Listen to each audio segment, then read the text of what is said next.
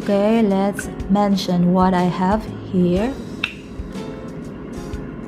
The raw broccoli, raw sweet bell pepper, the mung bean noodles together with the wheat noodle, and there is sesame seeds, black and white, sesame oil, garlic, ginger, cider vinegar.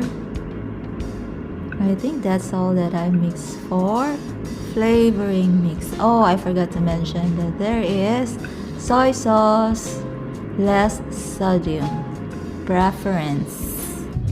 These chirping birds, look at that, how cute it is. Wow, I capture your nearest.